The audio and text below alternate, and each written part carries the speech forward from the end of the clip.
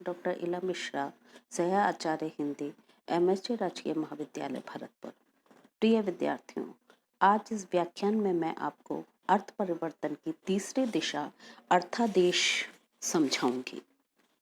अर्थ विस्तार एवं अर्थ संकोच के अंतर्गत अर्थ परिवर्तित तो होता है, किंतु मूल अर्थ बराबर बना रहता है।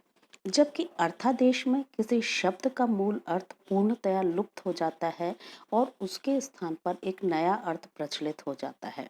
इस तरह जहाँ किसी शब्द का मूल अर्थ पूर्णतया लुप्त हो जाए और उसके स्थान पर कोई नया अर्थ प्रचलित हो जाए, वहाँ अर्थादेश होता है। जैसे असुर का अर्थ पहले देव विशेष था, किंतु कालांतर में असुर का देववाचक अर्थ पूर्णतया लुप्त हो गया और उसके स्थान पर आजकल राक्षस या दैत्य अर्थ प्रचलित हो गया।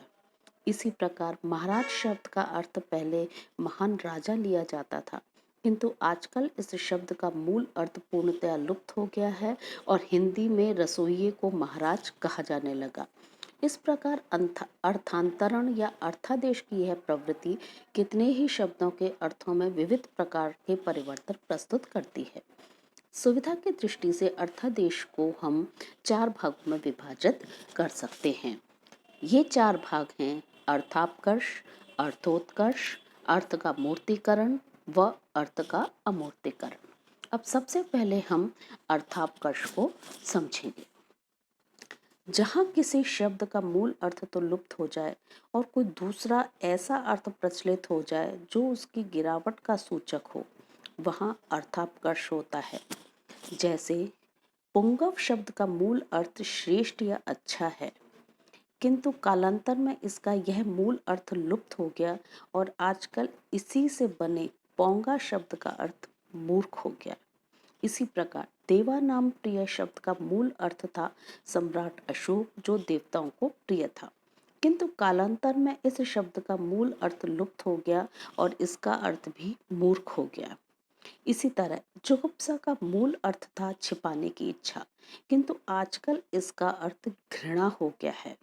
इसी प्रकार वज्रवटुक का मूल अर्थ था पक्का ब्रह्मचारी, किंतु आजकल इसी से बने हुए बजरबट्टू शब्द का अर्थ मूर्ख हो गया है। इसी तरह महाजन शब्द का मूल अर्थ था श्रेष्ठ व्यक्ति, किंतु कालांतर में इसका अर्थ सूदखोर या ब्याज खाने वाला हो गया। इसी प्रकार खाद्य शब्द का मूल अर्थ था भोजन, किंतु कालांतर में इसी से बने हुए खाद्य शब्द का अर्थ गिरकर गोबर, मैला आदि से निर्मित उर्वरक हो गया। इसी प्रकार स्वर्गवास, पंचत्व प्राप्ति, गंगा लाभ, बैकुंठ लाभ आदि शब्द सभी अच्छे अर्थों के वाचक थे, किंतु ये अशुभ एवं बुरे अर्थ के द्योतक हो गए हैं, क्योंकि ये सभी शब्द मृत्यु के वाचक हैं। राम नाम सत्य है, यह एक अत्यंत पवित्र एवं शुभ अर्थ का द्योतक था, किंतु जब से इस वाक्य का प्रयोग शव यात्रा के समय किया जाने लगा, तब से इसका मूल अर्थ पूर्णतया लुप्त हो गया और अब यह अशुभ एवं अमंगल का वाचक हो गया। इस प्रकार अनेक शब्दों के मूल अर्थ लुप्त हो जाते हैं और उनके स्थान पर अपकर्ष के द्योतक नए नए अर्थ प्रचलित हो जाते हैं। इसे ही अर्थापकर्ष कहा जाता है।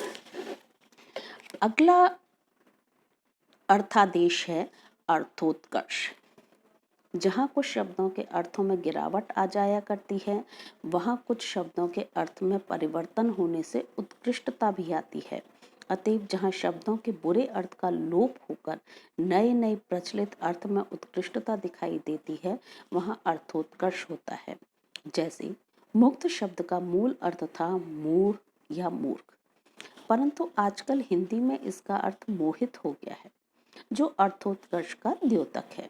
ऐसे ही साहस शब्द पहले डकैती, हत्या, चोरी आदि के अर्थ में प्रयुक्त होता था, किंतु अब इसका अर्थ सराहनीय कार्य के लिए हिम्मत दिखाना हो गया। इसी प्रकार करपट शब्द पहले फटे पुराने कपड़ों का वाचक था, किंतु आजकल इसी शब्द से बना हुआ कपड़ा शब्द अच्छे अर्थ का द्योतक हो गया है। इसी तरह पदार्थ शब्द का पहले अर्थ था सामान्य वस्तु, किंतु आजकल इसका अर्थ स्वादिष्ट वस्तु, उत्तम वस्तु, श्रेष्ठ वस्तु आदि हो गया है। ऐसे ही मुनि शब्द पहले उत्तेजित, उन्मत्त या क्रोधी का वाचक था, किंतु धीरे धीरे इस शब्द के अर्थ का उत्कर्ष हुआ और आजकल यह ज्ञानी एवं तपस्वी का वाचक हो गया। इसी तरह पहले बंदी शब्द भी बुरे अर्थ का ही द्योतक था, क्योंकि प्राय चोर डकैत आदि ही बंदी होते थे।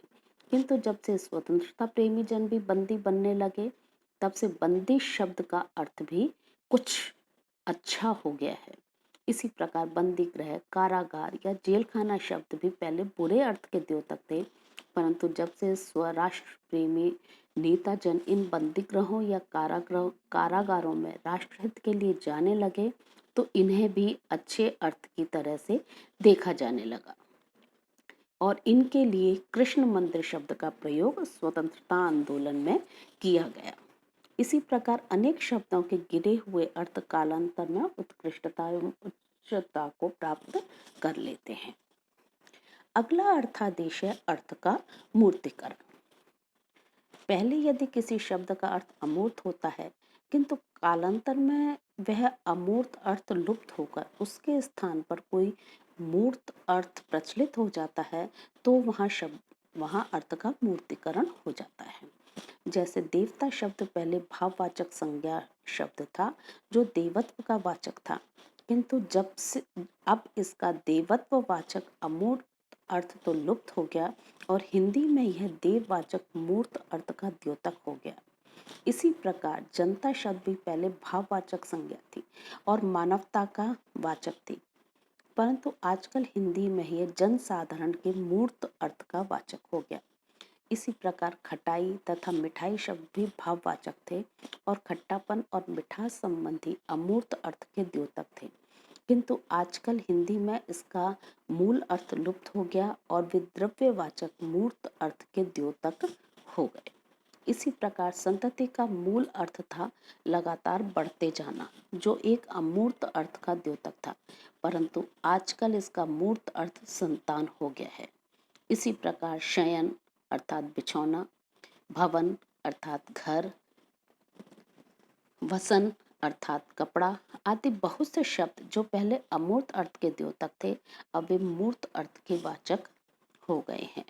और अर्थादेश का अंतिम रूप है अर्थ का अमूर्तीकरण।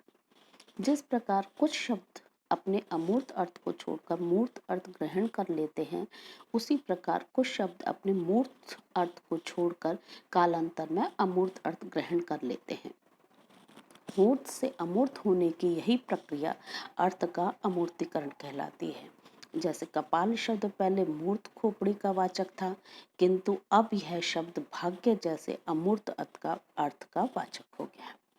इसी प्रकार हृदय शब्द पहले एक अंग विशेष के मूर्त अर्थ का वाचक था, किंतु आजकल यह भावुकता का वाचक होकर अमूर्त अर्थ का द्योतक हो गया है।